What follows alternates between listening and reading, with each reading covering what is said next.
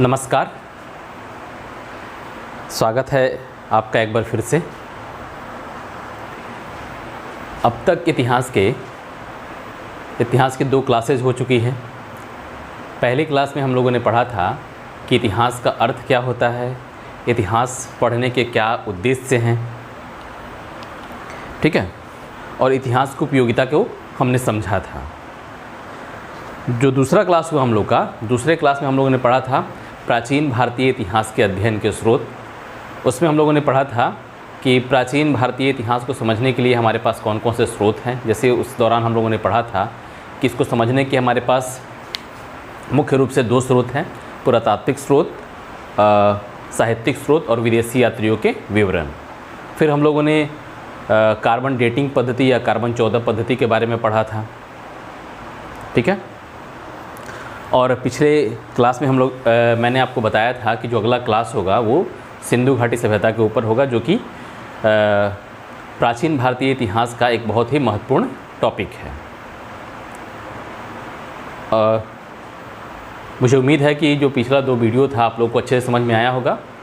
आप लोग ये भी बताया गया था कि आप कलम कॉपी लेके पढ़ाई करें ताकि चीज़ें ज़्यादा स्पष्ट हों, और बोर्ड पे जो कुछ भी बताया जाता है आप उसको उतारते रहें ताकि क्लास वाली फीलिंग आपको मिलती रहे, ठीक है। तो चलिए पिछली चर्चा को आगे बढ़ाते हैं और आज शुरू करते हैं हम सिंधु घाटी सभ्यता। सिंधु घाटी सभ्यता के बारे में एक बात जान लीजिए कि ये आपके परीक्षा के लिहाज से बहुत ही महत्वपूर्ण टॉपिक है। बहुत ही महत्वपूर्ण इसलिए क्योंकि इस टॉपिक से, इस चैप्टर से कम 2-3 ऑब्जेक्टिव सवाल आते हैं, ठीक है, और उसके बाद लघुत्तरीय दीर्घोत्तरीय में एक सवाल आने की संभावना हमेशा बनी रहती है। तो इस बात से आप समझ पा रहे होंगे कि लगभग इस चैप्टर से 8 से 10 नंबर के सवाल आते हैं, ठीक है। तो 100 नंबर में 8 से 10 नंबर के सवाल काफ़ी मायने रखते हैं, इसलिए आप इस चैप्टर को ध्यान से पढ़ेंगे, ठीक है। तो चलिए शुरू करते हैं। तो आज का जो हमारा विषय है वो है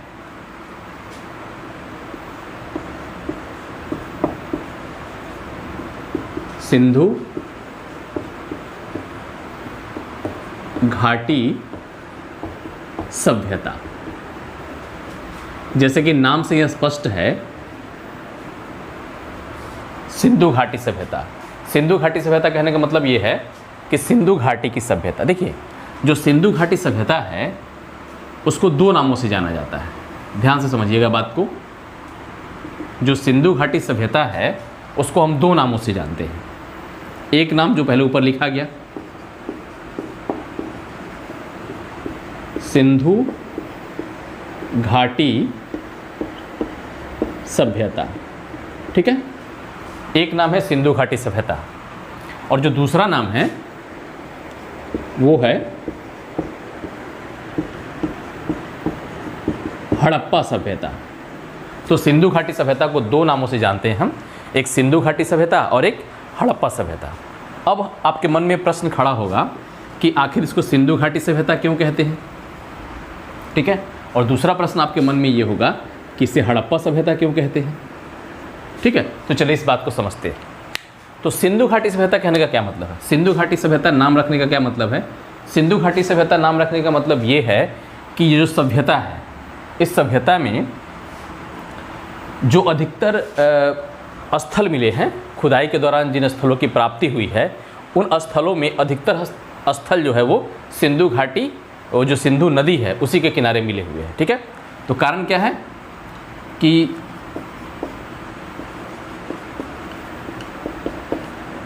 जो अधिकतर स्थल है जो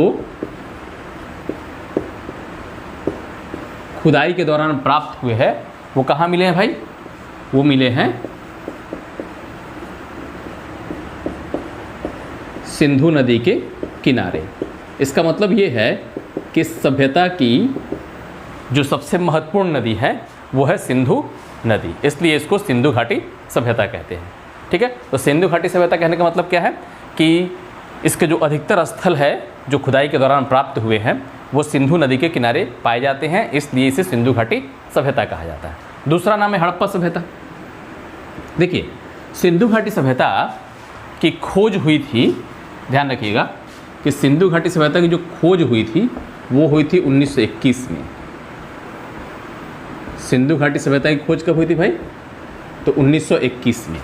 तो सिंधु घाटी सभ्यता की खोज जो 1921 में हुई थी, उसके पहले जो वैदिक सभ्यता है, इसी को भारत की सबसे पुरानी सभ्यता कहा जाता था। 1921 के पहले वैदिक सभ्यता को ही भारत की सबसे पुरानी सभ्यता कहा जाता था, ठीक है। लेकिन 1921 में जब हड़प्पा सभ्यता की, सिंधु घाटी सभ्यता या हड़प्पा सभ्यता की खोज हुई, तब हमें ये जानकारी प्राप्त हुई कि जो सिंधु घाटी सभ्यता है वो भारत की सबसे प्राचीन सभ्यता, ये भी ध्यान रखिएगा, ये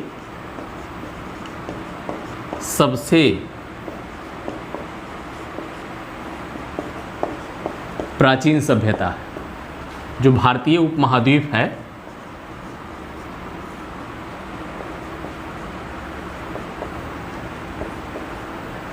भारतीय उपमहाद्वीप की सबसे प्राचीन सभ्यता है ये। लेकिन 1921 के पहले वैदिक सभ्यता को सबसे पुरानी सभ्यता कहा जाता था। तो 1921 में जब हड़प्पा सभ्यता की खोज हुई, तो सबसे पहला स्थल जिसकी खोज की गई वो स्थल क्या था? हड़प्पा, ठीक है। सिंधु घाटी सभ्यता में जिस स्थल की खोज सबसे पहले की गई थी, वो स्थल क्या था? हड़प्पा। तो चूंकि सिंधु घाटी सभ्यता में जो स्थल सबसे पहले खोजी गई थी, उस स्थल का नाम हड़प्पा था, इसलिए इसे हड़प्पा सभ्यता भी कहा जाता है, ठीक है। तो हड़प्पा सभ्यता कहने का कारण क्या है? कहने का कारण ये है कि ये प्रथम स्थल है, ठीक है। मतलब सिंधु घाटी सभ्यता में जिस स्थल को सबसे पहले खोजा गया था, इसको हम लिख सकते हैं खोजा गया प्रथम स्थल। तो चूंकि हड़प्पा सभ्यता में, सिंधु घाटी सभ्यता में हड़प्पा की खोज सबसे पहले की गई थी, इसलिए इसे हड़प्पा सभ्यता के नाम से जाना जाता है, ठीक है। तो यहाँ तक हम लोगों ने क्या समझा? हम लोगों ने ये समझा कि सिंधु घाटी सभ्यता भारतीय उपमहाद्वीप की सबसे प्राचीन सभ्यता है। इस चीज़ को आप नोट कर लीजिएगा कि ये भारतीय उपमहाद्वीप की सबसे प्राचीन सभ्यता है, ठीक है, जिसकी खोज कब हुई थी? 1921 में हुई थी। इसको किन नामों से जाना जाता है भाई? तो सिंधु घाटी सभ्यता और हड़प्पा सभ्यता। सिंधु घाटी सभ्यता क्यों कहा जाता है? सिंधु घाटी सभ्यता इसलिए कहा जाता है क्योंकि जो अधिकतर स्थलों की खोज हुई है वो सिंधु घाटी सभ्यता के किनारे ही स्थित है। मतलब सिंधु सबसे महत्वपूर्ण नदी है। हड़प्पा सभ्यता क्यों कहा जाता है? क्योंकि खुदाई के दौरान जिस स्थल की प्राप्ति सबसे पहले हुई थी, उसे हम हड़प्पा कहते हैं, उस स्थल को हड़प्पा कहा जाता है, इसलिए इसे हड़प्पा सभ्यता का नाम दिया गया, ठीक है। चलिए यहाँ तक उतार लीजिए आप लोग इस चीज़ को जल्दी से, या आप इस वीडियो को पॉज कर दें और वीडियो को पॉज करने के बाद चीज़ों को उतार सकते हैं, इससे ज़्यादा सुविधा होगी आपको। हालांकि उतारने के लिए आप लोग समय दिया जा रहा है, 2 मिनट में चीज़ों को उतार सकते हैं।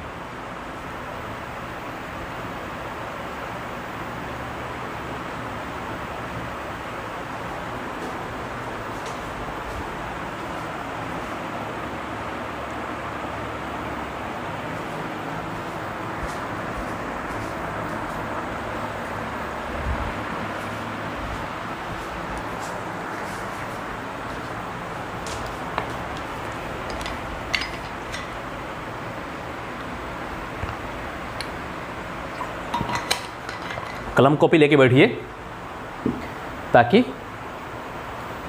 पढ़ाई भी होते रहे और जो महत्वपूर्ण चीज़ें बोर्ड पे लिखी जा रही है उसको आप उतारते भी रहें। ये ज़्यादा फ़ायदे का सौदा होगा आपके लिए। तो चलिए मिटाते हैं इसको, फिर बात को आगे बढ़ाते हैं।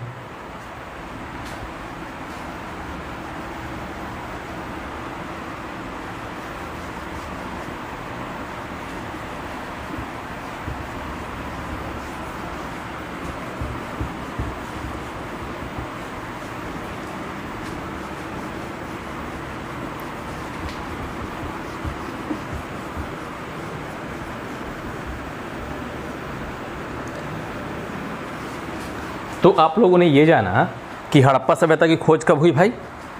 1921 में। अब ध्यान रखिए कि सिंधु घाटी सभ्यता में बहुत सारे स्थलों की खोज की गई है, बहुत सारे स्थलों की खोज की गई है, लेकिन उन सभी स्थलों में 2 स्थल जो सबसे महत्वपूर्ण हैं,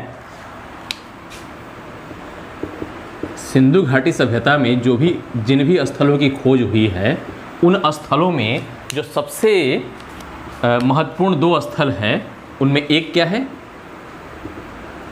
उनमें एक है हड़प्पा। और अभी आप लोगों ने पढ़ा कि हड़प्पा की खोज कब हुई थी भाई? 1921 में। तो यहाँ से सवाल पूछता है कि हड़प्पा की खोज कब हुई थी या सिंधु घाटी सभ्यता की जानकारी कब प्राप्त हुई थी सबसे पहले? तो 1921 में। ठीक है। और जो दूसरा महत्वपूर्ण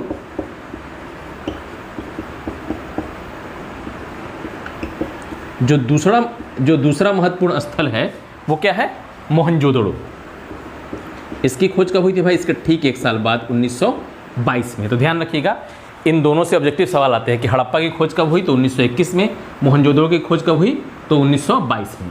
अब सवाल ये भी पूछता है कि इसके खोजकर्ता कौन थे, मतलब हड़प्पा के खोजकर्ता कौन थे और मोहनजोदड़ो के खोजकर्ता कौन थे। तो ध्यान रखिएगा, नोट कर लीजिए चीज़ को कि हड़प्पा के जो खोजकर्ता थे उनका नाम था दयाराम सहनी। जो हड़प्पा के खोजकर्ता थे उनका क्या नाम था? दयाराम सहनी। ठीक है। और जो मोहनजोदड़ो के खोजकर्ता थे उनका नाम था राखलदास बनर्जी। याद रखिएगा दोनों चीज़ों को। हड़प्पा के खोजकर्ता कौन भाई? दयाराम सहनी। और मोहनजोदड़ो के खोजकर्ता कौन? राखलदास बनर्जी। सवाल ये भी पूछता है कि सिंधु घाटी सभ्यता के खोजकर्ता कौन थे? सिंधु घाटी सभ्यता के खोजकर्ता कौन थे? ठीक है। तो इसका उत्तर क्या होता है? तो इसका उत्तर होता है दयाराम सहनी एवं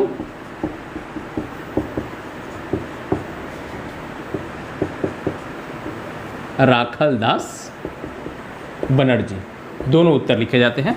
अगर मान लीजिए एक ऑप्शन हो तो सिर्फ दयाराम सहनी आप टिक करेंगे, अगर दोनों ऑप्शन हो तो दयाराम सहनी राखलदास बनर्जी दोनों होंगे। अगर दोनों साथ में दिया हो तो अलग अलग दिया हो तो दयाराम सहनी का नाम ही पहले आएगा। क्यों? क्योंकि सबसे पहले जिस स्थल की खोज की गई थी वो स्थल हड़प्पा ही था। ठीक है। तो इन दोनों चीज़ों को नोट कर लीजिए जल्दी से।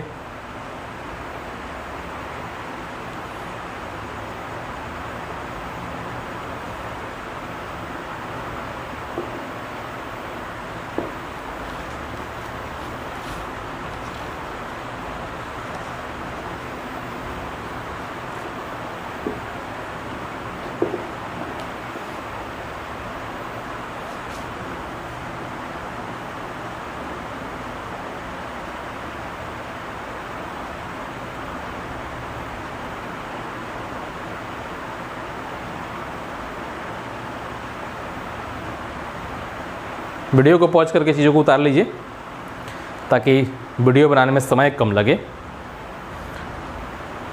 इससे आप लोगों का डाटा भी कम ख़त्म होगा। ठीक है।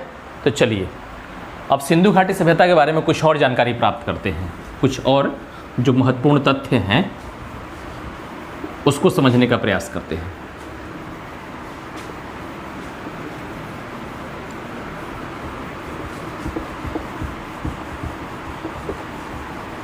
चलिए, तो सबसे पहले बात सिंधु घाटी सभ्यता के काल अवधि की। सिंधु घाटी सभ्यता की काल अवधि।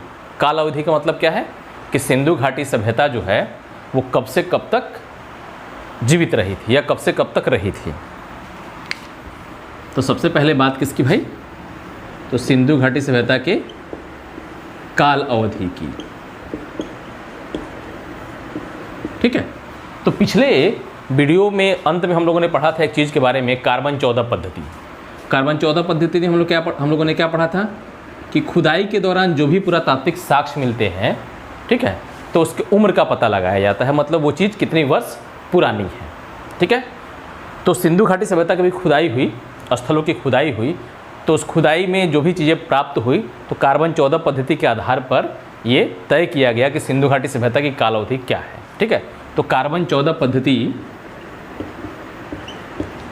के आधार पर, ठीक है, जो निष्कर्ष निकाला गया उसमें यह बताया गया कि सिंधु घाटी सभ्यता की जो काल अवधि है वो है 2500 ईसा पूर्व से 1750 ईसा पूर्व। ठीक है, सिंधु घाटी सभ्यता की कालावधि क्या हुई भाई? 2500 ईसा पूर्व से 1750 ईसा पूर्व। ठीक है, किसके आधार पर? तो कार्बन 14 पद्धति के आधार पर, जिसके बारे में हम लोग पिछले वीडियो में पढ़ चुके हैं। ठीक है, अब दूसरी चीज कि सिंधु घाटी सभ्यता का जो क्षेत्र था, मतलब जो क्षेत्रफल था, वो कितना बड़ा था। तो इसकी बात क्षेत्रफल की कि सिंधु घाटी सभ्यता का जो विस्तार है वो कितने क्षेत्र में हुआ था। ठीक है, तो सिंधु घाटी सभ्यता का जो क्षेत्रफल था वो लगभग था 13 लाख वर्ग किलोमीटर। समझ रहे हैं कि कितनी विस्तृत सभ्यता थी ये, इसका विस्तार कितना था। सिंधु घाटी सभ्यता का जो क्षेत्रफल था कितना था? 13 लाख वर्ग किलोमीटर क्षेत्र में ये इस सभ्यता का विस्तार था। ठीक है, चलिए अब क्या है अगला सवाल कि सिंधु घाटी सभ्यता जो थी उसका आकार कैसा था। सिंधु घाटी सभ्यता का आकार कैसा था, मतलब सभ्यता जितने क्षेत्र में फैली थी वो किस प्रकार से दिखाई देता था। तो इसके आकार के बारे में कहा जाता था या कहा जाता है कि इसका आकार कैसा था? त्रिभुजाकार। त्रिभुज के आकार, मतलब एकदम से मैथ की तरह त्रिभुज नहीं, लेकिन त्रिभुज से मिलता जुलता इसका आकार था। 13 लाख वर्ग किलोमीटर में ये फैला हुआ था। ठीक है, चलिए एक और बात समझते हैं कि सिंधु घाटी जो सभ्यता थी, सिंधु घाटी सभ्यता के बारे में कहा जाता है कि सिंधु घाटी सभ्यता क्या थी भाई? आद्य ऐतिहासिक। बात ठीक से समझिएगा, ये कंसेप्चुअल चीज़ है। आद्य ऐतिहासिक सभ्यता थी। तो यहाँ प्रश्न ये खड़ा होता है कि आद्य ऐतिहासिक का क्या मतलब होता है। ठीक है, सिंधु घाटी सभ्यता किस तरह की सभ्यता थी भाई? तो आद्य ऐतिहासिक सभ्यता थी।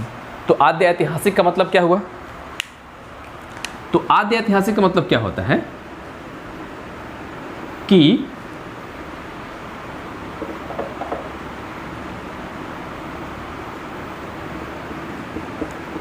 लिपि हो, ठीक है, लेकिन लिपि को अगर पढ़ा ना जा सके,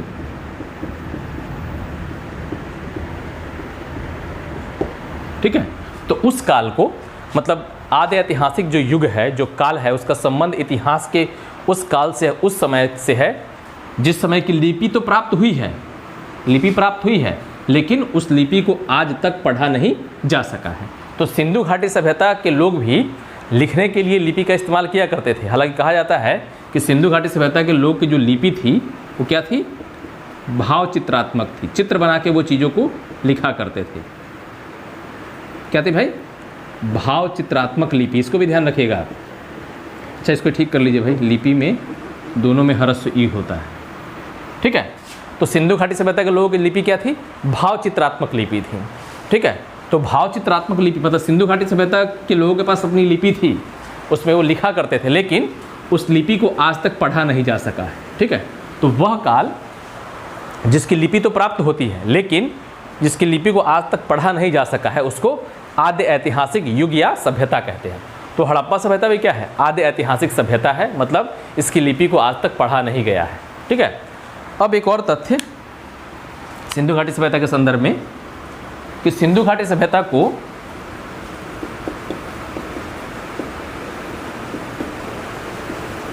कांस्य युगीन सभ्यता कहते हैं। सिंधु घाटी सभ्यता को कांस्य युगीन सभ्यता कहते हैं। कांस्य का मतलब समझते होंगे, कांस्य को अंग्रेजी में शायद इसको बोलते हैं ब्रोंज। हाँ, ब्रोंज। कांस्य क्या होता है ना, कांस्य एक प्रकार की मिश्र धातु है, इसको बोलते हैं कांसा। कांसा क्या है भाई? मिश्र धातु। आप लोगों ने केमिस्ट्री में पढ़ा होगा। 10th क्लास में अगर आपने केमिस्ट्री को ध्यान से पढ़ा होगा तो एक कांसा नाम का शब्द आया होगा। कांसा क्या है? एक मिश्र धातु है। धातु नाम का चैप्टर था 10th क्लास के केमिस्ट्री में, तो उसमें आप लोगों ने पढ़ा होगा कि कांसा एक मिश्र धातु है। ठीक है, तो कांस्य युगीन सभ्यता क्यों कहा जाता है भाई? इसलिए कहा जाता है क्योंकि सिंधु घाटी सभ्यता के लोगों ने कांस्य युगीन सभ्यता कहते हैं क्योंकि सिंधु घाटी सभ्यता के लोगों ने कांसा की खोज की थी। कांसा की खोज की थी। कांसा की खोज का क्या मतलब है? कांसा की खोज का मतलब है कि सिंधु घाटी सभ्यता के लोग, देखिए एक बात ध्यान रखिएगा कि जो धातु सबसे पहले खोजी गई थी उस धातु को कहते हैं तांबा। ठीक है, जो तांबा है मनुष्य द्वारा उपयोग की जाने वाली जो सबसे पहली धातु है वो तांबा है। तो सिंधु घाटी सभ्यता के लोगों ने क्या किया? सिंधु घाटी सभ्यता के लोगों ने तांबा को टीन के साथ मिला दिया। तांबा को टीन के साथ मिला दिया और तांबा को टीन के साथ मिलाने से क्या बना भाई? कांसा बन गया। सिंधु घाटी सभ्यता के लोगों ने तांबे को टीन के साथ मिला दिया जिससे कांसे का निर्माण हुआ। तो चूंकि कांसा की खोज सिंधु घाटी सभ्यता के लोगों ने की थी और कांसा मिश्र धातु जो है इसका इस्तेमाल बड़े पैमाने पर सिंधु घाटी सभ्यता के दौरान हुआ था, इसलिए सिंधु घाटी सभ्यता को कांस्य युगीन सभ्यता भी कहते हैं। ठीक है, तो कौन कौन सी चीज़ें हम लोगों ने पढ़ा भाई? कि सिंधु घाटी सभ्यता की काल अवधि कितनी होती है? तो कार्बन 14 पद्धति के आधार पर 2500 ईसा पूर्व से 1750 ईसा पूर्व की जो अवधि है वो सिंधु घाटी सभ्यता की अवधि होती है। इसका क्षेत्रफल कितना है भाई? तो लगभग 13 लाख वर्ग किलोमीटर। ठीक है, आकार किस प्रकार का है? तो आकार त्रिभुजाकार है।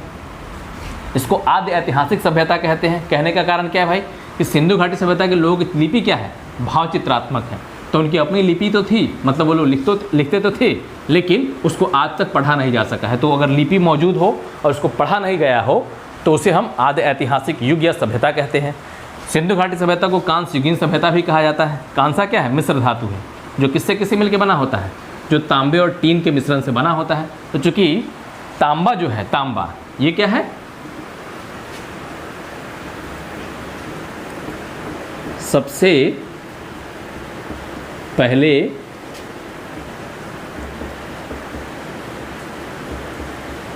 खोजी गई धातु, मतलब जिस धातु की खोज सबसे पहले हुई थी वो कौन सी धातु है भाई?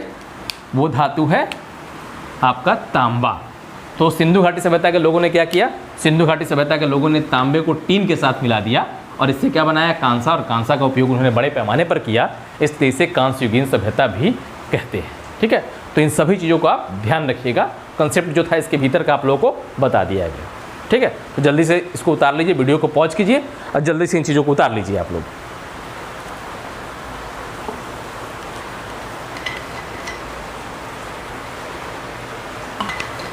बाहर बारिश हो रही है तो हो सकता है वीडियो में बारिश की आवाज़ भी आए, तो इसको इग्नोर करके चलिएगा।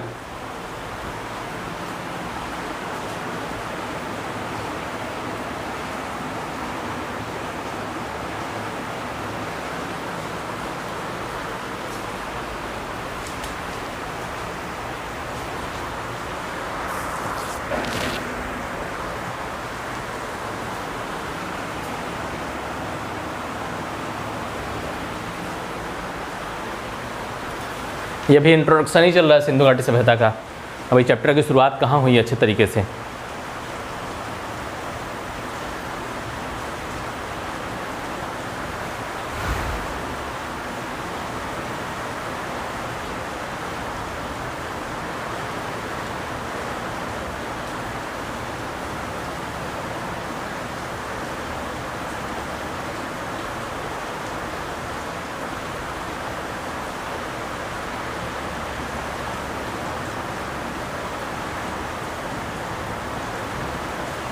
चलिए अब बात को आगे बढ़ाते हैं।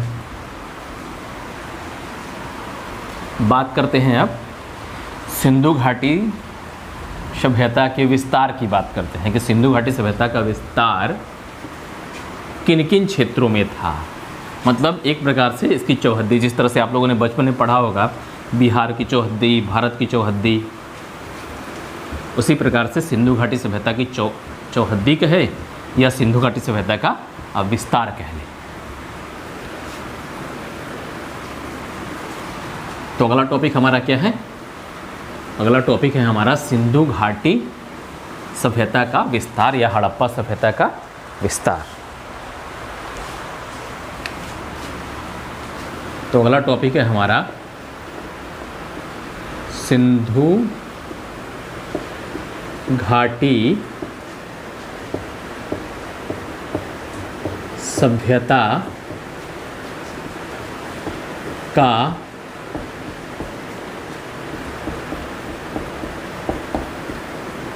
भौगोलिक विस्तार, सिंधु घाटी सभ्यता का भौगोलिक विस्तार, मतलब सिंधु घाटी सभ्यता कहाँ से कहाँ तक विस्तृत थी, ये हमारा टॉपिक हो गया। तो इसको हम एक चित्र के माध्यम से समझते हैं। चित्र के माध्यम से समझेंगे तो चीज़ें आसान रहेगी। तो ये है आसान चित्र है, इसे कोई भी बना सकता है, इसे कुछ है ही नहीं। बस आपको पता होगा, आपने भूगोल में पढ़ा होगा 6th क्लास में, कि जो मानचित्र होता है, मानचित्र में जो ऊपर की दिशा होती है वो कौन सी दिशा होती है भाई? वो दिशा होती है उत्तर। तो जब ऊपर वाली दिशा उत्तर है तो नीचे वाली दिशा जो है वो अपने आप दक्षिण हो जाएगी।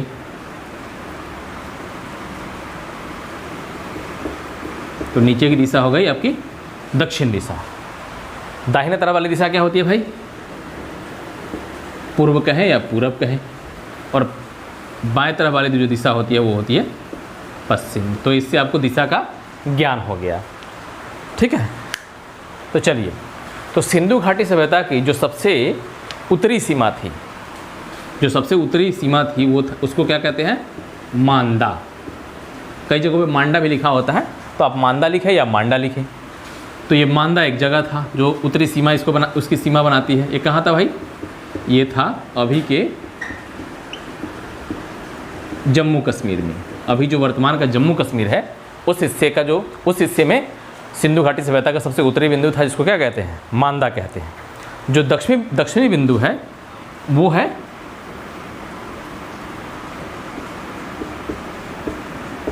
है आपका दायमाबाद। अब ठीक है, जैसे मांदा जम्मू कश्मीर में है तो उसी तरह जो दायमाबाद है वो कहाँ है भाई? तो वो है आज के महाराष्ट्र में, ठीक है।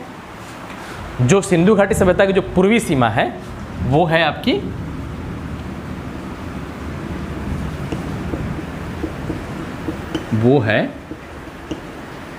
आलमगीरपुर। तो आलमगीरपुर कहाँ है? अपने पड़ोसी राज्य उत्तर प्रदेश में, ठीक है। और जो पश्चिमी बिंदु है वो पश्चिमी बिंदु का नाम क्या है भाई? सुतका गेंडोर। थोड़ा अजीब सा नाम है लेकिन आपको याद करना पड़ेगा। क्या नाम है भाई?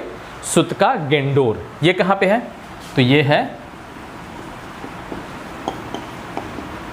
बलूचिस्तान में। अब प्रश्न आपके मन में खड़ा होगा कि बलूचिस्तान कहाँ है? तो ये है भाई पाकिस्तान में। इस बात से आप समझ रहे होंगे कि सिंधु घाटी सभ्यता का जो विस्तार है वो न सिर्फ भारत में था बल्कि भारत के साथ साथ पाकिस्तान में भी था, ठीक है। तो आपको इसको याद करना है कि इसकी उत्तरी सीमा क्या थी भाई? उत्तर में मांदा, दक्षिण में दायमाबाद, पूरब में आलमगीरपुर और पश्चिम में सुतका गेंडोर। तो यहाँ सवाल भी आता है कि इसकी उत्तरी सीमा क्या थी? तो मांदा। दक्षिण सीमा क्या थी? तो दायमाबाद। पूर्वी सीमा क्या थी? तो आलमगीरपुर। और पश्चिमी सीमा क्या थी? तो सुतका गेंडोर, जो कि कहाँ है? बलूचिस्तान में। तो आपको ये भी ध्यान रखना पड़ेगा कि मांदा कहाँ है? जम्मू कश्मीर में। दायमाबाद कहाँ है? महाराष्ट्र में। आलमगीरपुर कहाँ है? उत्तर प्रदेश में। और सुतका गेंडोर कहाँ है भाई? तो बलूचिस्तान में, ठीक है। तो इस बात को आप ध्यान रखिएगा, इसको उतार लीजिए, ये आपके काम की चीज़ है।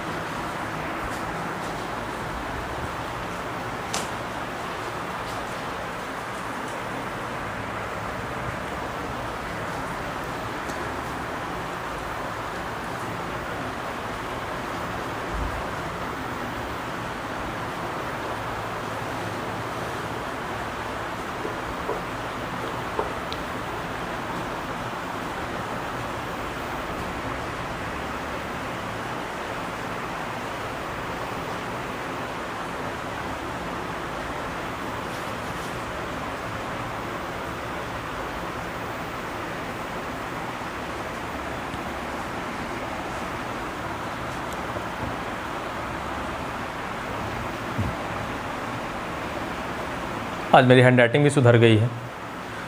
मैंने सोचा कि अगर बोर्ड पे चीज़ें साफ साफ रहेंगी तो आप लोग को भी उतारने में परेशानी ना होगी, इसलिए मैंने चीज़ों को साफ साफ लिखा है। ठीक है, तो चलिए बात को आगे बढ़ाते हैं। तो ये सिंधु घाटी सभ्यता के संदर्भ में मोटी मोटी जानकारी हो गई, जो कि परीक्षा के लिहाज से काफ़ी महत्वपूर्ण है। न सिर्फ आपके इंटर की परीक्षा के लिहाज से, बल्कि जब आप प्रतियोगी परीक्षा देंगे, कंपटीशन का एग्ज़ाम देंगे, तो वहाँ भी इससे सवाल आते हैं। तो आप इन सब चीज़ों को ध्यान में रखेंगे। चलिए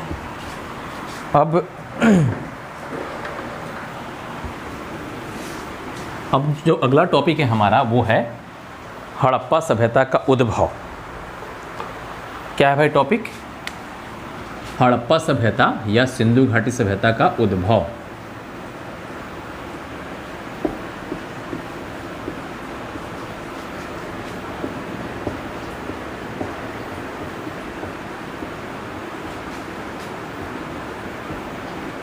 का उद्भव कहे या आपकी इच्छा है तो उत्पत्ति भी कह ले, कोई समस्या है नहीं।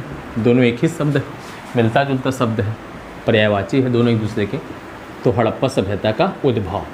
चलिए अब आप लोग, जो आपका नोट्स है, जो पहला वाला नोट्स दिया गया था आप लोगों को, जिसमें प्राचीन भारत के अध्ययन के स्रोत की बात की गई थी, और उसमें तकरीबन कितने पेज थे भाई, देख लीजिएगा एक बार आप लोग। पहला जो पेज था वो तो प्राचीन भारत के अध्ययन के स्रोत वाला था। उसके साथ जो जुड़ा हुआ पेज आपको दिया गया था, अब जुड़ा हुआ था या पता नहीं, आप लोग देख लीजिएगा। मुझे यहाँ तक याद है जोड़ के दिया गया था। तो उसमें सिंधु घाटी सभ्यता है, उसका पहला पेज आप लोग निकाल लीजिए। और पहले प्रश्न जो है, देखिए करना क्या आप लोग को, करना ये है कि जो टॉपिक आप लोग को पढ़ाया जा रहा है, आप लोग को उसका जो नोट्स है वो पहले ही अवेलेबल करा दिया गया है, उपलब्ध करा दिया गया है। तो इससे ज़्यादा समस्या नहीं होगी। आप लोग करना क्या है कि जो टॉपिक पढ़ाया जाता है उसको बोर्ड पे अच्छे से पढ़िए, उसको समझिए, उसके कंसेप्ट को अच्छे तरीके से समझने का प्रयास कीजिए। जो भी वीडियो देखने के बाद जो भी समस्या आपको आ रही है आप उसको लेके मैसेज कर सकते हैं। मैं सोच रहा था कि सप्ताह में लगभग एक या दो बार जूम पे लाइव क्लास लिया जाए। लाइव क्लास लेने का फ़ायदा ये है कि आप सामने से प्रश्न को पूछ सकते हैं, और उसका जो तात्कालिक हल, जो चीज़ें आपको समझ में नहीं आएंगी उसको आप बोल के बता सकते हैं, आप मैसेज करके बता सकते हैं। तो उन चीज़ों को हल कर दिया जाएगा। ठीक है, तो आप मुझे उम्मीद है कि आप लोग ऐसा करेंगे। जब इसकी शुरुआत होगी तो आप लोग को बता दिया जाएगा कैसे काम करनी है। तो मैं बता रहा था कि सिंधु घाटी सभ्यता का जो नोट्स है आपको, तो करना क्या है आप लोग की, जैसे अभी मैं जो टॉपिक है वो है हड़प्पा सभ्यता के उद्भव के बारे में। जो अन्य विचार हैं, कई सारे विचार हैं, उससे जुड़ा प्रश्न है। 4 नंबर में प्रश्न आता है, दीर्घोत्तरीय में प्रश्न पूछा जाता है। तो आप लोग करना क्या है कि जैसे टॉपिक पढ़ाया जाए, जैसे आपका क्लास ख़त्म हो, जो टॉपिक पढ़ाया गया है, बोर्ड पे जो चीज़ें चित्र बना के समझाई गई है, जो तीर तार दे के बनाया गया है, उसको आप उतार लीजिए अपने कॉपी पे। ठीक है, उसके बाद आपको करना क्या है कि आप उसको क्लास ख़त्म होने के बाद उन चीज़ों को एक बार फिर से देख लेंगे जो बोर्ड पे से उतारे हैं। ठीक है, और जो आपके पास नोट्स दिया गया है, आप नोट्स को 1 से 2 बार पढ़ेंगे, 2 बार कम से कम पढ़िएगा। 2 बार पढ़ने के बाद आपको चीज़ें याद हो जाएंगी। अगर याद ना हो तो आप उन चीज़ों को लिख के याद कर सकते हो। जो लिख के याद करने का जो तरीका होता है वो सबसे कारगर होता है। सबसे कारगर तरीका अगर किसी चीज़ को याद करने का है वो है लिख के याद करना, क्योंकि लिखने से क्या होता है कि जो चीज़ें हैं वो दिमाग में चित्र की तरह बन जाती है। मैंने शायद पहले क्लास में ये चीज़ पहले क्लास जो हुआ था उसमें मैंने आप लोग को इन चीज़ों के बारे में बताया था। तो मुझे उम्मीद है कि आप लोग उस पर अमल कर रहे होंगे। अगर अमल नहीं कर रहे हैं तो अमल करना शुरू कर दीजिए, क्योंकि आपके पास बहुत ज़्यादा समय है, आप चीज़ों को अच्छे तरीके से तैयार कर सकते हैं, और मुझे उम्मीद है कि आप लोगों को परेशानी नहीं होगी। ठीक है, तो जो टॉपिक पढ़ाया जाता है कम से कम उतना टॉपिक आप 2-3 प्रश्न पढ़ाए जाएंगे, ज़्यादा से ज़्यादा, उससे ज़्यादा होगा नहीं। क्योंकि अगर एक सब्जेक्ट की क्लास चलती है तो एक सब्जेक्ट की क्लास तकरीबन 50, 60, 70 मिनट के हो सकते हैं। तो आपको क्या करना है कि जो टॉपिक पढ़ाया जाए उन टॉपिक को अपने नोट से पढ़ लेना है, उनको याद करने की कोशिश करनी है। आप कोशिश करिए कि अब हो सकता है तो 1 या 2 लड़के का, जैसे हमारे लड़के हैं, लड़कियां हैं, तो सखी सहेलियां जो हैं, आपको क्या करना क्या है कि जो सखा लोग हैं वो अपना एक सखा बना ले। 1 से 2 बच्चे का ग्रुप होना चाहिए। आप उनको उन चीज़ों को सुना दें। जो सहेलियां हैं वो भी ग्रुप बना ले, घर पे फ़ोन मतलब दिन में किसी समय आधे घंटे 1 घंटे के लिए बात करिए, घर पे बता दीजिएगा कि गर्लफ्रेंड से बात हो रही है, मतलब जो लड़कियां हैं वो गर्लफ्रेंड से बात कर रही हैं, ठीक है। तो घर में बहुत सारे लोग इधर उधर की बात सोचने लगते हैं। तो यही सब करना है कि जो चीज़ पढ़ाई जाए उसका नोट्स पढ़िए, उसको याद करिए, और घर में अगर बड़ी बहन है, बड़ा भाई है, जो भी है, उनको सुना दिया कीजिए। अगर दोस्त है तो ज़्यादा अच्छा है, साथ में पढ़ने वाला है तो और अच्छी बात है, ठीक है। तो ऐसे करके अगर आप चीज़ों को याद करेंगे तो जो समस्याएं हैं वो कम आएंगी, आपको परेशानी कम होगी, तैयारी करने में लाभ ज़्यादा मिलेगा आपको, ठीक है। तो चलिए बात को शुरू करते हैं। सिंधु घाटी सभ्यता की उत्पत्ति या उद्भव। तो सबसे पहली बात कि सिंधु घाटी सभ्यता किस प्रकार की सभ्यता थी। ध्यान रखिएगा भाई, यहाँ से प्रश्न आता है कि सिंधु घाटी सभ्यता कौन सी सभ्यता थी, मतलब ग्रामीण सभ्यता थी कि नगरीय सभ्यता थी। हमारे सामने 2 प्रश्न हैं कि सिंधु घाटी सभ्यता ग्रामीण सभ्यता थी कि नगरीय सभ्यता थी, ठीक है। तो एक बात ध्यान रखिएगा कि सिंधु घाटी की जो सभ्यता थी वो ग्रामीण सभ्यता नहीं थी, वो नगरीय सभ्यता थी।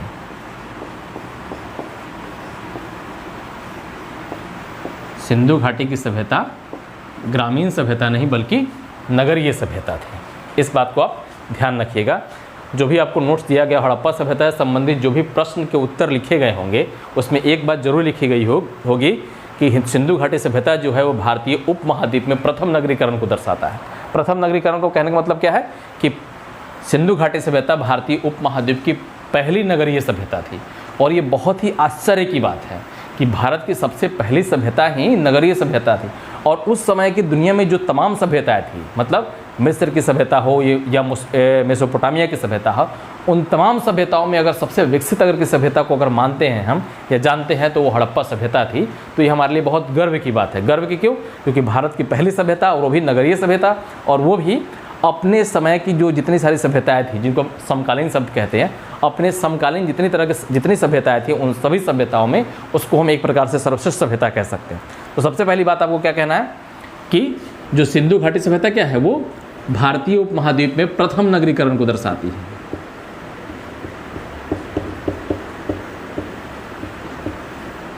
प्रथम नगरीकरण को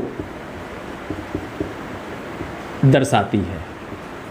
इस बात को आपको याद रखना, गांठ बांध लेनी एकदम, कि सिंधु घाटी सभ्यता से जुड़ा हुआ अगर प्रश्न आता है तो इस लाइन को भूमिका में लिखना ही, शुरुआत में लिखना ही है कि सिंधु घाटी सभ्यता या हड़प्पा सभ्यता भारतीय उपमहाद्वीप में प्रथम नगरीकरण को दर्शाती है। अब बात इसके उद्भव की। देखिए, उद्भव को लेकर अनेक मत है। अनेक मत कहने का मतलब क्या है कि एक मत नहीं है, ठीक है। तो सिंधु घाटी सभ्यता को लेके कोई एक मत नहीं। एक मत नहीं कहने का मतलब क्या है कि अलग अलग विद्वानों का मानना ये है कि सिंधु घाटी सभ्यता की जो उत्पत्ति है वो अलग अलग तरीके से हुई थी। मतलब सभी विद्वान सिंधु घाटी सभ्यता के उद्भव को लेकर या उत्पत्ति को लेकर एक समान मत नहीं रखते हैं, वो अलग अलग चीज़ें मानते हैं। अब प्रश्न ये है हमारे सामने कि भाई एक मत अगर नहीं है तो एक मत नहीं होने का कारण क्या है? तो एक मत नहीं होने के 2 कारण हैं। एक मत नहीं होने के कितने कारण है भाई? 2 कारण हैं। कौन कौन से कारण हैं? पहला कारण है क्षैतिज खुदाई का ना होना। पहला कारण क्या है भाई? क्षैतिज खुदाई का न होना। सिंधु घाटी सभ्यता के उद्भव को लेकर विद्वानों में एक मत नहीं होने का जो सबसे पहला कारण है वो है क्षैतिज खुदाई का न होना। और जो दूसरा कारण है, जो पहले ही आप लोगों को बताया गया कि लिपि का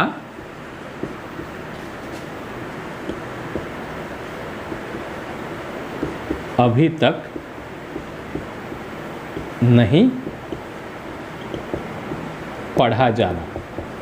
मैंने आप लोगों को शुरुआत में ही बताया कि सिंधु घाटी सभ्यता की अपनी लिपि तो है, लेकिन इस लिपि को आज तक नहीं पढ़ा गया है। तो इससे क्या होता है ना कि परेशानी होती है कि हम कैसे तय करें कि सिंधु घाटी सभ्यता के उद्भव में किनका हाथ था या उद्भव में किनकी भूमिका थी। ठीक है। तो चलिए, तो सिंधु घाटी सभ्यता की उत्पत्ति को लेके विद्वान एक मत नहीं है। एक मत न होने के कितने कारण? 2 कारण है। क्या क्या? क्षैतिज खुदाई का ना होना, और दूसरा कारण क्या है भाई? लिपि का अभी तक नहीं पढ़ा जाना। अब इसका क्या मतलब है? ये तो आप समझ रहे होंगे कि लिपि को अब तक नहीं पढ़ा गया है। ये तो बात एकदम सीधी सी बात है, स्पष्ट बात है कि सिंधु घाटी सभ्यता को लिपि को हम अभी तक नहीं पढ़ पाए हैं, इसलिए हम ये नहीं जान पाते कि सिंधु घाटी सभ्यता के उद्भव में किन लोगों की भूमिका थी। लेकिन इसका क्या मतलब है? ये क्षैतिज खुदाई क्या है? देखिए, हम जो पिछला क्लास था उसमें हम लोगों ने बताया था कि एक होता है पुरातत्व विज्ञान। पुरातत्व जो शास्त्री होते हैं, मतलब पुरातत्व विज्ञान के जो विद्वान होते हैं, वो क्या करते हैं? जो पुरानी चट्टानें हैं, जो पुराने खंडहर उनकी खुदाई करते हैं, और खुदाई के दौरान क्या होता है? बहुत सारे अवशेषों की प्राप्ति होती है, तो उसके आधार पे वो अलग अलग सभ्यताओं के बारे में जानकारी प्राप्त करते हैं। ठीक है, तो जो खुदाई होती है पुरातत्व विज्ञान के अंदर, पुरातत्व विज्ञान के भीतर जो खुदाई का कार्य होता है, ठीक है,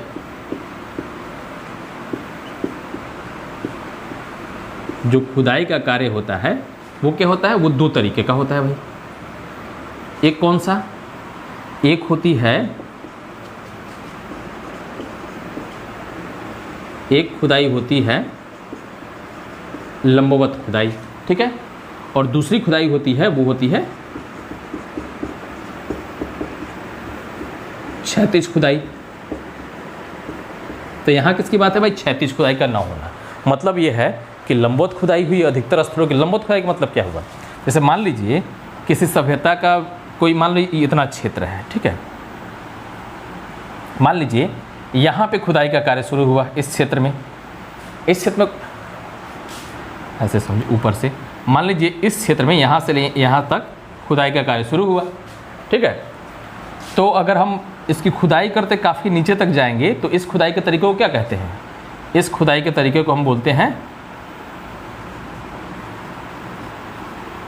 लंबवत खुदाई, ठीक है। जो खुदाई करने का जो तरीका आपको चित्र बना के बताया गया, वो कौन सी खुदाई है भाई? वो खुदाई है लंबवत खुदाई। अब क्या है क्षैतिज खुदाई का मतलब? क्या हुआ क्षैतिज खुदाई का मतलब? हुआ कि मान लीजिए यहाँ पे अगर बहुत काम के पुरातात्विक चीज़ों की प्राप्ति हो रही है, तो अगर इस पूरे क्षेत्र की हम खुदाई करते हैं, तो इस पूरे क्षेत्र की खुदाई करेंगे तो इसको क्या कहेंगे हम? क्षैतिज खुदाई। तो क्षैतिज खुदाई का क्या लाभ है?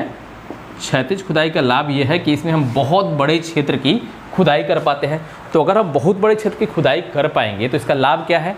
इसका लाभ ये है कि हम अधिक से अधिक क्षेत्रों के बारे में जानकारी प्राप्त कर सकते हैं। लेकिन लंबवत खुदाई में क्या हुआ कि एक ही क्षेत्र के कई स्तरों की खुदाई हो जाती है, एक ही क्षेत्र के कई स्तरों की खुदाई हो जाती है, तो यहाँ में हमारी जो जानकारी है वो सीमित हो जाती है, यहाँ हमारी जानकारी बढ़ेगी।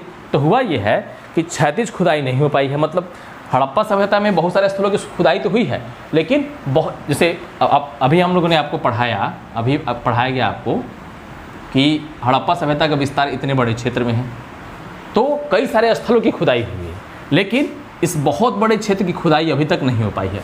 अगर इस बहुत बड़े क्षेत्र की खुदाई हो तो ऐसा हो सकता है कि हम ये जान पाए कि हड़प्पा सभ्यता की उत्पत्ति में किन लोगों की भूमिका थी। बात समझ गया? लंबवत खुदाई से क्या हुआ? लंबवत खुदाई से जो जानकारी है, लंबवत खुदाई के कारण जो जानकारी है वो सीमित जानकारी मिल पाती है, और जो क्षैतिज खुदाई होती है उससे ज़्यादा जानकारी मिल पाती है, ठीक है। तो चूँकि क्षैतिज खुदाई बहुत बड़े पैमाने पे नहीं हुई है, इसलिए सिंधु घाटी सभ्यता के बारे में हम लोग जो कुछ भी जानते हैं वो बहुत ज़्यादा जानकारी नहीं है। लेकिन इसलिए हम लोग ये तय नहीं कर पाते कि हड़प्पा सभ्यता का उद्भव किस प्रकार से हुआ था, ठीक है। तो शुरू में क्या लिखना है आपको? भूमिका में लिखेंगे हम कि हड़प्पा सभ्यता विश्व की प्राचीनतम सभ्यताओं में सर्वश्रेष्ठ है या प्राचीनतम सभ्यताओं में से एक है। फिर अगला बात जो आपको बताया गया कि यह सभ्यता भारतीय उपमहाद्वीप में प्रथम नगरीकरण को दर्शाती है। फिर बताना है आपको कि हड़प्पा सभ्यता के उद्भव को लेकर विद्वानों में एक मत नहीं है, और एक मत नहीं होने का कारण क्या है? क्षैतिज खुदाई का ना होना और हड़प्पा सभ्यता की लिपि का नहीं पढ़ा जाना। तो ये आपकी भूमिका का प्रश्न। अगर इस तरह से आप चीज़ों को लिखते हैं तो आप लोगों को मतलब होगा क्या कि नंबर बरसना शुरू हो जाएगा। इतिहास में जैसे मैंने बताया था आप लोगों को, इतिहास में आमतौर पे नंबर काफ़ी कम मिलते हैं। तो नंबर कम मिलने का कारण होता है जैसे इस बार 2-3 छात्र ऐसे थे जिनका 90 के आसपास नंबर आए थे, 90 प्लस भी गए थे वो लोग, 91 या 92 के आसपास नंबर आया था। तो मेरी कोशिश ये है कि पॉलिटिकल साइंस की तरह, भूगोल की तरह इतिहास में भी जो नंबर है वो 95 के आसपास आए, ताकि जो सार्थक की परंपरा है हम उसको कायम कर सके, न सिर्फ कायम कर रख सके बल्कि उसको आगे ही बढ़ा सके। ठीक है, तो जो सार्थक की परंपरा है उसकी जिम्मेवारी है वो आप ही लोग को कंधे पे है। मेरा जो काम है मेहनत करने का वो मैं कर ही रहा हूँ, और अगर आप लोग भी उस मेहनत में थोड़ी बहुत अपनी भूमिका डाल देते हैं, थोड़ी बहुत भूमिका निभा देते हैं, तो उसमें 4 चांद लग जाएगा। ठीक है, तो अच्छे से पढ़ाई करते रहे घर पे। ठीक है, तो यहाँ तक ये चीज़ें हुई। अब देखिएगा आपके नोट्स में हड़प्पा सभ्यता के उद्भव को लेकर जो अलग अलग मत है उसका डायग्राम बनाया गया है। तो आपको कोशिश करनी है कि वो जो डायग्राम बनाया गया है उसको आप घर पे बार बार बनाने की कोशिश करें, ताकि उसी तरह का डायग्राम आप एग्जाम में बना सकें। इससे फ़ायदा ये होगा कि जो एग्जामिनर है आपकी पूरी कॉपी नहीं पढ़ेगा। पूरी कॉपी नहीं पढ़ेगा, क्या करेगा, वो ऊपर ऊपर ही देख लेगा कि लड़का को तो पता है भाई कि हड़प्पा सभ्यता की उत्पत्ति से संबंधित 4 मत है। कौन कौन से मत है भाई? तो एक है आकस्मिक उत्पत्ति का सिद्धांत, एक है द्रवित उत्पत्ति का सिद्धांत, तीसरा है आर्य उत्पत्ति का सिद्धांत, और चौथा है क्रमिक उद्भव का सिद्धांत। मतलब लड़के को सारी बातें ठीक तरीके से पता है, और सिर्फ ना पता ही नहीं है बल्कि वो उन चीज़ों को शानदार तरीके से कॉपी में पेश भी कर रहा है। मतलब न सिर्फ उसके पास जानकारी है बल्कि उस जानकारी को दूसरे तक पहुंचाने की कला भी इसके पास है। तो नाम ही है इसका क्या, आर्ट्स, कला। मतलब आपके पास जो जानकारी है आप उस जानकारी को किस तरीके से परीक्षक के पास, जो एग्जामिनर आपकी कॉपी चेक कर रहा है, उस तक पहुंचा पाते हैं। अगर आप अपनी बात को एकदम शानदार तरीके से, बहुत मतलब क्या बोलते हैं उसको, गढ़े हुए तरीके से पहुंचा पाते हैं, तो कम लिखने के बावजूद, इसका मतलब ये नहीं कि आपको कम लिखना है, कम लिखने के बावजूद भी आपको अच्छे नंबर प्राप्त होते हैं। ठीक है, तो आप बार बार उस डायग्राम को बनाने की कोशिश करें ताकि आपका जो कॉपी है वो सुंदर दिखे। और बाकी लोग से आप समझ रहे हैं कि अगर इस तरह का डायग्राम आप बनाते हैं, मान लीजिए कि अपने कोचिंग में 60-70 बच्चे पढ़ते हैं, ठीक है, और घोड़ासहन में लगभग हम जब मतलब जैसे मान लीजिए कि घोड़ासहन हाई स्कूल है या गर्ल्स हाई स्कूल है और घोड़ासहन कॉलेज है, इन दो अगर तीनों को मिला दिया जाए तो मुझे जहाँ तक उम्मीद है कि तकरीबन 2 से 3 हज़ार के आसपास बच्चे होंगे। 2 से 3 हज़ार बच्चे, 2 से 3 हज़ार बच्चों में अगर आप लोग में से 30 आदमी, 40 आदमी, 50 आदमी, 60 आदमी की कॉपी अलग होती है बाकी लोगों से। कॉपी चेक करते करते एग्जामिनर के हाथ में एक ऐसी कॉपी आएगी जो बाकी लोगों से अलग होगी, ना सिर्फ अलग होगी बाकी बल्कि सुंदर भी दिखेगी, चीज़ें स्पष्ट होंगी। तो जाहिर तौर पे आपको ज़्यादा नंबर मिलेगा। जो एग्जामिनर होगा कॉपी चेक करने वाला, तो आपकी कॉपी पर चढ़ के नंबर देगा, बोलेगा बाप रे इतना शानदार कॉपी तो आज तक देखने को नहीं मिला। उसको क्या लगेगा कि वो गंगा नहा लिया, उसके सारे पाप धुल गए। अब ऐसी स्थिति में अगर आपकी एक कॉपी, इतिहास की एक कॉपी अगर किसी एग्जामिनर के सारे पाप को धुलवा देती है तो उसको फिर गंगा नहाने की ज़रूरत है नहीं। तो उसका लाभ किसको मिलेगा? उसका लाभ मिलेगा आपको नंबर के तौर पे। नंबर बरसेंगे, गंगा यमुना सरस्वती का संगम आप ही की कॉपी में हो जाएगा। ठीक है, तो बात समझिए, आप इन चीज़ों को नोट करिए क्या वो क्या क्या लिखना है। इससे क्या होगा ना कि जो डायग्राम बनाया जाता है बोर्ड पे लिखने के लिए, इससे क्या होगा कि मतलब इससे रिवीजन करने में आपको आसानी होगी। चीज़ें जो एकदम अलग अलग छटका दिया गया है, इसको तोड़ दिया गया है। तो तोड़ देने से क्या होगा कि जो कंसेप्ट होगा एकदम क्लियर होगा आपके पास में, एकदम क्लियर कंसेप्ट है, शीशे की तरह एकदम साफ है, आप उसके आर पार देख सकते हैं, या कोई और देखना चाहे तो भी देख सकता है। तो उतार ले, आप स्क्रीनशॉट ले ले, स्क्रीनशॉट ना ले, पॉज करके उसको लिख ही ले। स्क्रीनशॉट के भरोसे नहीं, स्क्रीनशॉट के भरोसे ना रहे।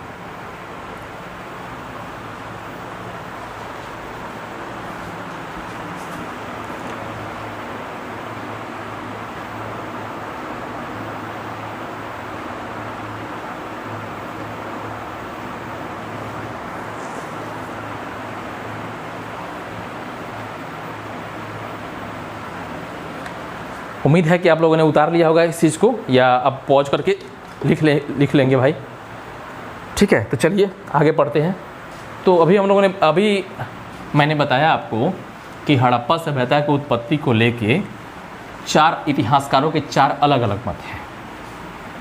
कौन कौन से मत हैं भाई? पहला है अकस्मात उद्भव का सिद्धांत, दूसरा है द्रविड़ उद्भव का सिद्धांत, तीसरा है आर्य उत्पत्ति का सिद्धांत और चौथा है क्रमिक उद्भव का सिद्धांत। इन चारों को समझ लेंगे, प्रश्न का उत्तर पूरा हो जाएगा।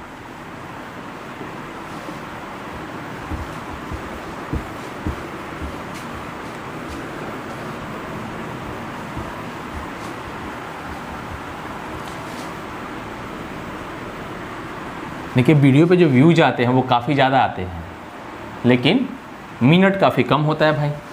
मतलब इसका मतलब ये है कि बच्चे जो हैं वो पूरा वीडियो नहीं देख रहे हैं, तो उनसे गुजारिश है कि पूरा वीडियो देखें। आधा अधूरा देखने से फिर कोई फ़ायदा नहीं है, डाउनलोड करके रखने से भी कोई फ़ायदा नहीं है। आप पूरा देखा करिए उसको। डाउनलोड करिएगा तो फिर कभी और देखने के भरोसे हो जाइएगा।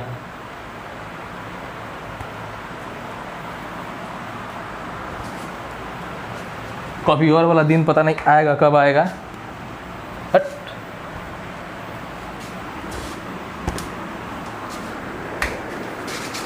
इसलिए वीडियो के साथ साथ पढ़े, वीडियो पूरा देखें।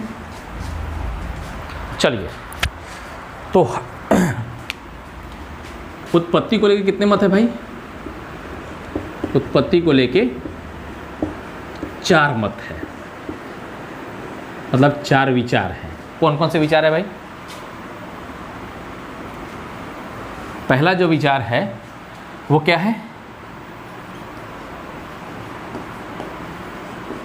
अकस्मात उद्भव, अकस्मात उद्भव का सिद्धांत। दूसरा क्या है? दूसरा है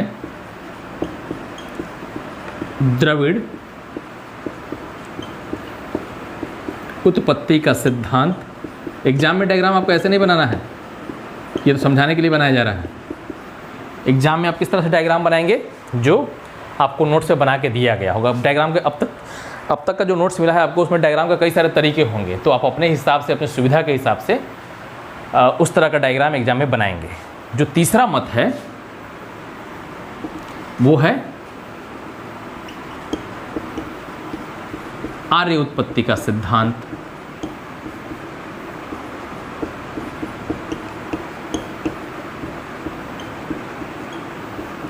और जो चौथा मत है वो है क्रमिक उद्भव का सिद्धांत।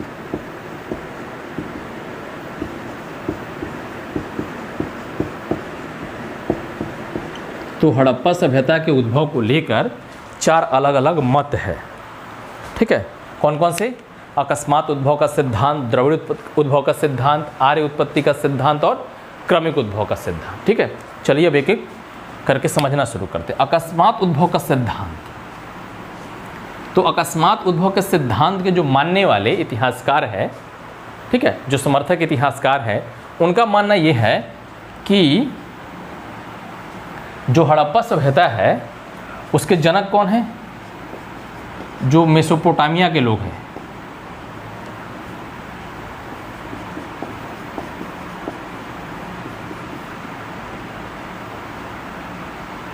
जो अकस्मात उद्भव के सिद्धांत के मानने वाले हैं, उनका मानना ये है कि जो मेसोपोटामियाई लोग हैं वही क्या है? वही हड़प्पा के जनक हैं। ठीक है, मतलब इनका मानना यह है कि मेसोपोटामिया मतलब हड़प्पा सभ्यता कुछ और नहीं है, बल्कि मेसोपोटामिया के लोगों ने ही हड़प्पा सभ्यता की नींव रखी थी या उसकी उत्पत्ति में महत्वपूर्ण भूमिका निभाई थी। अब क्या है, देखिए मैंने आपको शुरू में ही बताया था कि इतिहास में जिन भी चीज़ों की चर्चा की जाती है, इतिहास में जिन चीज़ों के बारे में बात की जाती है, जो भी विचार रखे जाते हैं, मत रखे जाते हैं, उन विचारों या मतों के पीछे या बात के पीछे कोई ना कोई तर्क होता है। बिना तर्क के बातें नहीं। हो सकता है कि बाद में वो तर्क खारिज हो जाए, वो अलग बात है, लेकिन जब भी कोई बात कही जाएगी तो वो बिना तर्क के नहीं कही जाएगी, उसके पीछे कोई ना कोई ठोस तर्क होगा। ठीक है, तो इसके पीछे तर्क क्या है?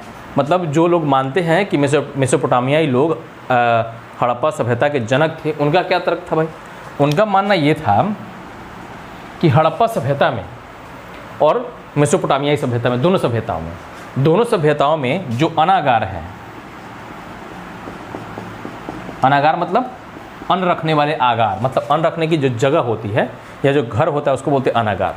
तो जो मेसोपोटामियाई लोगों को जो हड़प्पा सभ्यता के जनक मानते हैं, उनका मानना ये है कि मेसोपोटामिया में और हड़प्पा में, दोनों में जो अनागार है, ठीक है, और जो गढ़ी है, गढ़ी का मतलब क्या होता है कि जो ऊंचाई वाला स्थान होता है जहाँ लोग निवास करते हैं, ठीक है, मतलब ऊंचाई वाला ऐसा स्थान जहाँ लोग निवास किया करते हैं उसको हम गढ़ी कहते हैं। तो उन्होंने बताया कि जो दोनों सभ्यताओं में, हड़प्पा सभ्यता और सिंधु घाटी सभ्यता, दोनों में जो अनागार है और गढ़ी है, इसमें जो इसके निर्माण के लिए जो इसके निर्माण में जो सहतीर का उपयोग किया गया है, सहतीर समझते होंगे आप लोग, मतलब जैसे आजकल का जो घर होता है वो तो सीमेंटेड जो छत की ढलाई होती है, छत को जो ढाला जाता है वो ढाला जाता है किससे भाई, तो बालू सीमेंट छड़ की सहायता से। लेकिन पहले के जो घर बनाए जाते थे उसमें देखे होंगे आप कि जो छत का हिस्सा होता है उसमें लकड़ी लगी होती है, ठीक है, उन लकड़ी को क्या कहते हैं भाई, उन लकड़ी को ही कहते हैं सहतीर। तो उन्होंने बताया कि हड़प्पा सभ्यता में जो अनागार बनाया गया, मेसोपोटामिया सभ्यता में जो अनागार पाए गए हैं, गढ़ी जो पाए गए हैं, उसमें जो सहतीर पाई गई है वो सहतीर क्या है, समान है। समान कहने का मतलब क्या है कि दोनों में एक ही तरह के सहतीर का उपयोग किया गया है, ठीक है, मतलब ये समानता उन लोगों को दिखाई देती है। और इस आधार पर उन लोगों ने कहा कि चूँकि हड़प्पा में भी, चूँकि मेसोपोटामिया में भी इसी तरह के सहतीर का उपयोग किया गया है और हड़प्पा में भी इसी तरह के सहतीर का उपयोग किया गया है, इसका मतलब ये है कि मेसोपोटामियाई लोग ही हड़प्पा सभ्यता के जनक हैं। लेकिन बाद में चल के इस मत को खारिज कर दिया गया, ठीक है, बाद में चल के इस मत को खारिज कर दिया गया। तो खारिज करने का क्या कारण भाई, खारिज की सदा, देखो खारिज भी ऐसे नहीं करना है, ऐसे नहीं कि कह दिया खारिज खारिज खारिज, तलाक तलाक तलाक, ऐसे बात नहीं करनी, खारिज कर दिया गया। तो खारिज करने के पीछे भी कारण है। खारिज करने के पीछे क्या कारण है भाई, तो खारिज करने के पीछे भी कई सारे तर्क दिए गए। क्या क्या तर्क है, दोनों तर्कों को अलग अलग समझने को प्रयास करते हैं। ये है मेसोपोटामिया भाई, ठीक है, मे का मतलब हो गया मेसोपोटामिया और ह का मतलब हुआ हड़प्पा। जगह है नहीं इतनी, इसलिए समझने का प्रयास कीजिए। क्या तर्क दिया गया, जिन लोगों ने इस मत को खारिज किया उनके क्या मत थे। उन्होंने कहा कि जो मेसोपोटामिया की सभ्यता है वो ग्रामीण सभ्यता है, जबकि हड़प्पा की सभ्यता नगरीय सभ्यता। अब देख रहे हैं आप कि कहाँ ग्रामीण सभ्यता कहाँ नगरीय सभ्यता। तो अब ग्रामीण सभ्यता के लोग अचानक से नगरीय सभ्यता को कैसे विकसित करें, मतलब जो दोनों सभ्यता की प्रकृति है वो एकदम से अलग है। तो एकदम से अलग है तो इस आधार पे खारिज कर दिया कि नहीं भाई कि मेसोपोटामिया की जो सभ्यता है वो ग्रामीण है, हड़प्पा की नगरीय है। तो हम कैसे इस बात को मान लें कि मेसोपोटामिया के लोगों ने हड़प्पा सभ्यता की नींव रखी या उसके जनक है। फिर बताया कि मेसोपोटामिया की जो लिपि है और हड़प्पा की जो लिपि है, फिर गलत, मेसोपोटामिया की जो लिपि है और हड़प्पा की जो लिपि है, इन लिपियों में समानता नहीं है, दोनों लिपि एक दूसरे से अलग है, ठीक है। यही नहीं, इसके जो मुहर है और इसके जो मुहर है, मुहर समझ रहे हैं आप, व्यापारी लोग व्यापार करने के लिए मुहरों का इस्तेमाल करते थे, ठीक है, तो मुहरों में भी समानता नहीं है। तो देख रहे हैं हम कि जो समानता है उससे कहीं अधिक असमानता के बिंदु है, ठीक है। तो इससे क्या स्पष्ट हुआ, इससे स्पष्ट हुआ कि जो मेसोपोटामियाई लोग थे वो हड़प्पा सभ्यता के जनक क्या थे, नहीं थे। इससे ये तय हुआ, इस मत को खारिज कर दिया गया। फिर बाद में जाके कुछ इतिहासकारों ने कहा कि देखिए भाई कि द्रविड़ लोग ही हड़प्पा सभ्यता के जनक थे, ठीक है, द्रविड़ लोग ही हड़प्पा सभ्यता के जनक थे। तो यहाँ पे कैसे बताया, इसका मतलब क्या है कि द्रविड़ लोग ही क्या है, जनक है। तो फिर वही बात देखिए, यही होता है किसी उत्तर को वैज्ञानिक तरीके से लिखने का प्रयास करना। वैज्ञानिक तरीके का मतलब क्या है कि जो बात हम कहेंगे उसके पीछे ठोस तर्क होना चाहिए, उदाहरण हमारे पास होने चाहिए। अगर हम सिर्फ ऐसे ही अपने बात को कहें, हो सकता है कि आपकी बात सही हो, लेकिन बात को सही तरीके से रखने का, वैज्ञानिक तरीके से रखने का तरीका क्या होता है कि पहले आप अपनी बात को कहें, उसके बाद उदाहरण दें या उदाहरण दें और अपनी बात को कहें, ठीक है। तो उत्तर इसी तरीके से लिखा जाता है। आप लोग, कई लोगों को पता नहीं, कई लोग इस बात में डूबे होंगे या कई लोगों को पता नहीं होगा कि उत्तर लिखा कैसे आता है। तो उत्तर लिखने का यही तरीका होता है कि जो कुछ प्रश्न पूछा जाए उसके बारे में लिखिए, और लिखने का तरीका एकदम वैज्ञानिक होना चाहिए, इधर उधर नहीं होनी चाहिए। ये नहीं कि पहले एग्जाम्पल, पहले असमानता के बिंदु, पहले समानता, ऐसे नहीं। पहले बताना है कि भाई इस सिद्धांत का मतलब क्या है, और जो सिद्धांत दिया है जिन लोगों ने, उन्होंने क्या क्या तर्क दिए हैं, और अगर ये सिद्धांत खारिज हुआ है तो किन किन आधारों पर खारिज हुआ है। ठीक है, तो देखिए इस द्रविड़ उत्पत्ति के सिद्धांत वाले क्या मानते हैं कि द्रविड़ लोग मतलब समझ रहे हैं, द्रविड़ लोग का मतलब क्या हुआ कि दक्षिण भारत के लोग।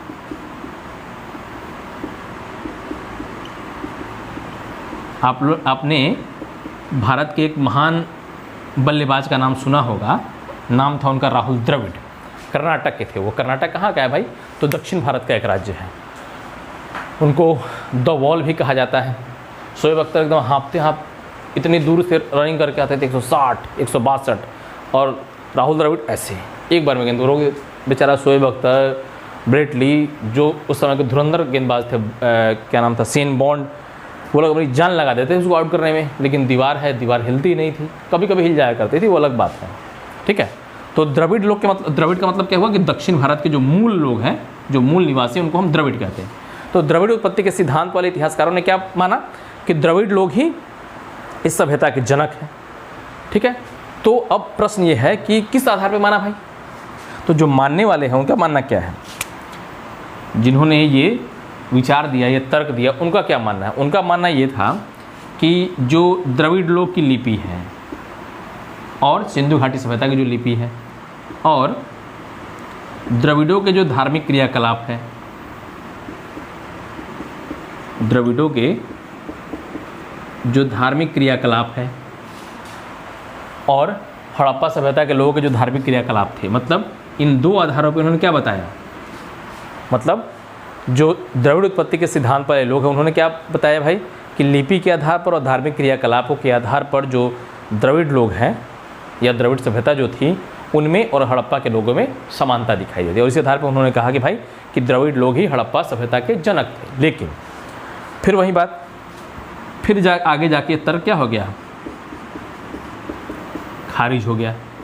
तो खारिज होने का कारण क्या था भाई, तो खारिज होने का कारण था वही वाला, क्या कारण था, मूल कारण कि जो द्रविड़ सभ्यता थी वो क्या थी, ग्रामीण सभ्यता। द्रविड़ सभ्यता क्या थी भाई, ग्रामीण सभ्यता थी। ठीक है,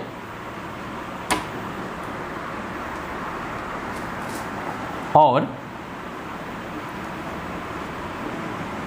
जो हड़प्पा सभ्यता थी वो क्या है, नगरीय सभ्यता। तो आप देख रहे हैं कि इन दोनों सभ्यताओं की जो मूल प्रकृति है उनमें ही अंतर है। तो जब मूल प्रकृति में ही अंतर है तो कैसे द्रविड़ लोग सिंधु घाटी सभ्यता के जनक हो सकते हैं। तो इस आधार पर इस तर्क को खारिज कर दिया कि भाई ये तर्क भी क्या है, मान्य नहीं है। उसके बाद बात आई आर्य उत्पत्ति का सिद्धांत। अब कुछ इतिहासकारों ने क्या माना, कुछ इतिहासकारों ने माना कि आर्य लोग ही हड़प्पा सभ्यता के जनक थे या उद्भव में इनकी महत्वपूर्ण भूमिका थी। ठीक है, तो इसमें क्या माना गया भाई कि आर्य ही जनक थे। ठीक, तो आर्य जनक कहने के पीछे कारण होगा, क्या कारण था भाई। तो पहला उन्होंने तर्क दिया, तर्क क्या दिया कि आर्य लोग जिस प्रदेश में रहते थे, देखिए आर्य लोग जिस प्रदेश में रहते थे उस प्रदेश का क्या नाम था, सप्त सैंधव प्रदेश। आर्य लोग जिस प्रदेश में रहते थे वो है सप्त सैंधव प्रदेश, मतलब 7 नदियों की भूमि। सप्त सैंधव प्रदेश का मतलब क्या हुआ,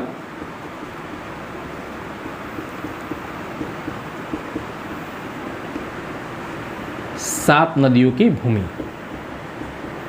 जानते होंगे आप लोग कि पंजाब में 5 नदियां बहती है। कौन कौन सी नदी बहती है भाई, झेलम, ब्यास, रावी, सतलज और चिनाब, 5 नदियां ये, एक सिंधु, 6 और एक और पता नहीं कौन सी नदी थी, याद नहीं आ रहा भाई, अगले क्लास में देख के बता देंगे हम। ठीक है, तो सप्त सैंधव प्रदेश का मतलब क्या हुआ, 7 नदियों की भूमि। तो आर्य उत्पत्ति के सिद्धांत के जो समर्थक थे उन्होंने कहा कि ये सप्त सैंधव प्रदेश है जिसमें आर्य निवास करते थे, यही वाला क्षेत्र क्या है, हड़प्पा वाला है। मतलब उन्होंने बताया कि हड़प्पा सभ्यता के लोग भी उसी क्षेत्र में निवास करते थे जहाँ आर्य लोग निवास करते थे। मतलब सप्त संध जो प्रदेश है वहीं आर्यों की भी भूमि थी और हड़प्पा के लोगों की भी भूमि थी। तो इस आधार पर उन्होंने कहा कि भाई जो हड़प्पा सभ्यता है उसके उद्भव में आर्यों की भूमिका थी। लेकिन जो मूल बात है जो कि हर जगह आ रही है, क्या आ रही है भाई, आप इसके बाद वाला चैप्टर पढ़ेंगे वैदिक सभ्यता। तो वैदिक सभ्यता आपको बताया जाएगा कि जो आर्यों की सभ्यता थी वो क्या सभ्यता थी, ग्रामीण सभ्यता थी। तो इस मत को भी खारिज कर दिया गया। खारिज करने का क्या तर्क था, वही वाला तर्क क्या था भाई, कि जो आर्यों की सभ्यता थी वो क्या थी, ग्रामीण सभ्यता थी, और जो हड़प्पाई लोगों की सभ्यता थी वो क्या थी, नगरीय सभ्यता थी। तो इस आधार पे ये मत खारिज हो गया। ठीक है, आप समझ रहे होंगे कि ये मत भी खारिज हो गया, ये मत भी खारिज हो गया और ये मत भी खारिज हो गया, तीनों मत खारिज हो गए। ठीक है, अब अंत में एक आखिरी मत है क्रमिक उद्भव का सिद्धांत। क्रमिक उद्भव के सिद्धांत का मतलब क्या है कि हड़प्पा सभ्यता का उद्भव जो है वो अकस्मात नहीं हुआ था। क्या हुआ था भाई, तो अकस्मात नहीं हुआ था, हुआ ये था कि राजस्थान मतलब वो जो क्षेत्र है हड़प्पा सभ्यता का, उसमें कई तरह की छोटी छोटी संस्कृतियाँ थी। जैसे राजस्थान की सोथी संस्कृति, बलूचिस्तान की नाज संस्कृति और ईरान और बलूची संस्कृति। ये जो उस क्षेत्र में छोटी छोटी जो संस्कृतियाँ थी, बाद में उन्हीं संस्कृतियों का विकास हुआ। मतलब धीरे धीरे एक क्रम में उनका विकास हुआ और बाद में वही संस्कृति जो है उस पूरे क्षेत्र में फैल गई और उसी संस्कृति का विस्तार जब बहुत बड़े क्षेत्र में हो गया तो उसको सभ्यता कहा गया। देखिए, सभ्यता और संस्कृति में ही अंतर होता है। संस्कृति का मतलब क्या हुआ, संस्कृति का मतलब हुआ कि जो एक छोटा क्षेत्र है, उस छोटे क्षेत्र में जो लोग निवास करते हैं उनका भौतिक जीवन कैसा है, मतलब राजनीतिक जीवन, सामाजिक जीवन, आर्थिक जीवन, सांस्कृतिक जीवन कैसा है। अब वही उसी तरह से उसी से मिलता जुलता जब भौतिक जीवन मतलब राजनीतिक जीवन, सामाजिक जीवन, आर्थिक जीवन, सांस्कृतिक जीवन एक बहुत बड़े क्षेत्र में जब विस्तृत हो जाता है तो उसी को हम क्या नाम देते हैं, उसी को नाम देते हैं हम सभ्यता का। मतलब संस्कृति का जो जुड़ाव है छोटे क्षेत्र से है और वही संस्कृति जब बहुत बड़े क्षेत्र में विस्तृत हो जाती है, फैल जाती है, तो उसी संस्कृति को हम सभ्यता का नाम दे देते हैं। मतलब बहुत सारी संस्कृतियाँ मिलकर एक सभ्यता का निर्माण करती है, एक सभ्यता को जन्म देती है। ठीक है, और ये अचानक नहीं होता है। संस्कृतियों एक छोटे से गांव की, एक छोटे क्षेत्र की संस्कृति को एक बड़े क्षेत्र में फैलने में बहुत कम समय लगता है कि बहुत अधिक समय लगेगा। तो जाहिर सी बात है कि आपका जवाब होगा कि बहुत ज़्यादा समय लगता है। इसका मतलब ये है कि हड़प्पा सभ्यता का उद्भव अकस्मात नहीं होगा, उसका उद्भव क्या होगा, क्रमिक रूप से होगा। क्रम मतलब एक क्रम में होगा, एक तरीके से होगा, अचानक से नहीं होगा। ठीक है, तो क्रमिक उद्भव के सिद्धांत का मतलब क्या हुआ कि हड़प्पा का जो उद्भव है, जो विकास है, वो क्रमिक विकास है। और याद रखिएगा कि सबसे स्वीकार्य मत है अभी तक का।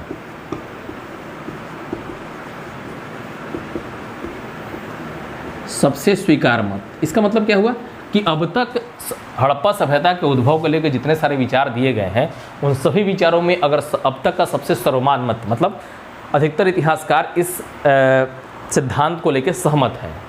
ठीक है, तो ये अब तक का सबसे स्वीकार्य मत है। इसमें क्या बताया गया भाई, इसमें बताया गया कि राजस्थान की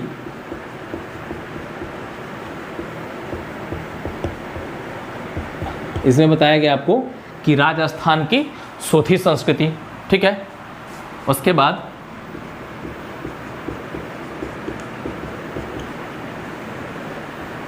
बलूचिस्तान की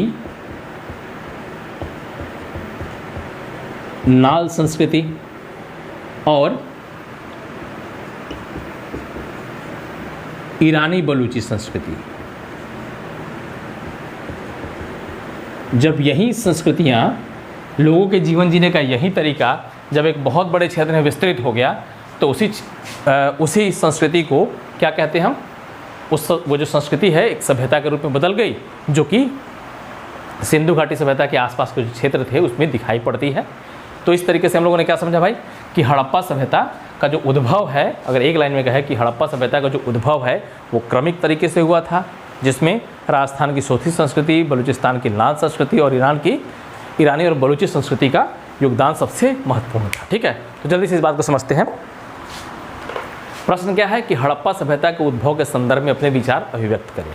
ठीक है। तो आपको क्या बताना है, आपको बताना ये है कि हड़प्पा सभ्यता विश्व की प्राचीनतम सभ्यताओं में से एक है। यह भारतीय उपमहाद्वीप में प्रथम नगरीकरण को दर्शाती है। ठीक है।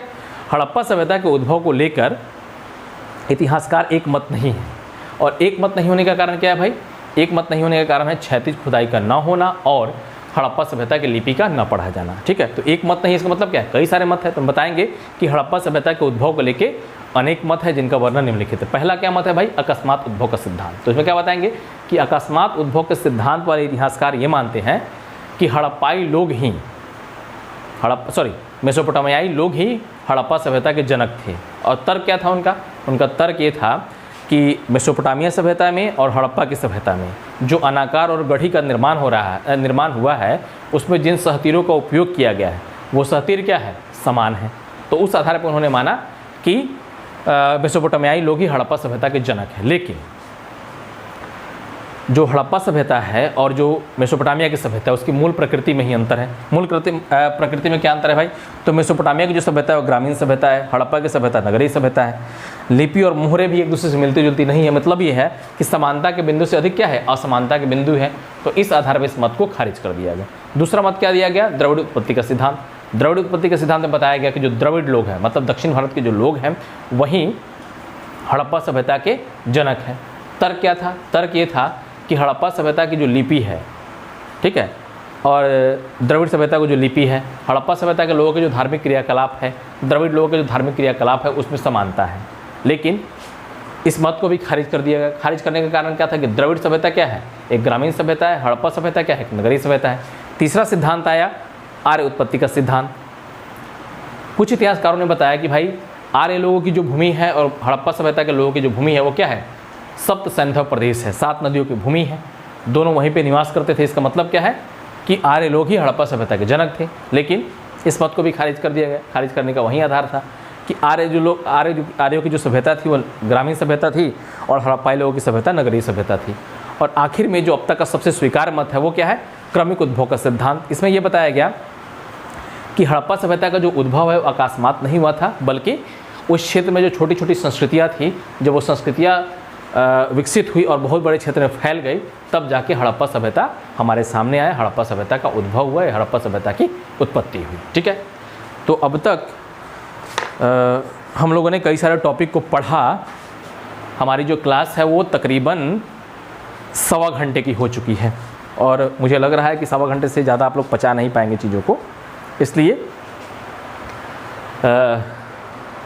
क्लास को यहीं बंद कर दिया जाए, ज़्यादा अच्छा है। ऐसे धीरे धीरे आप लोगों को आदत हो जाएगी। एक जैसे पिछला क्लास जो पहला जो क्लास था वो लगभग 50 मिनट का था, जो दूसरा क्लास था वो लगभग 1 घंटे 5 या 6 मिनट के आसपास था, अभी 10 मिनट और ज़्यादा हो गया। तो धीरे धीरे आप लोग को प्रैक्टिस कराया जाएगा कि आप लंबा से लंबा क्लास कर सके।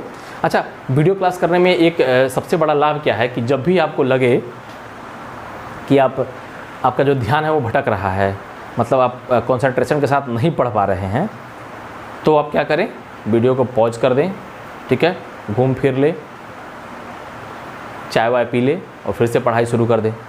ठीक है। लेकिन कोशिश करें कि चीज़ों को ज़्यादा लंबा ना खींचें। अगले दिन के लिए बहुत सुबह का जो वीडियो है उसको शाम तक लेके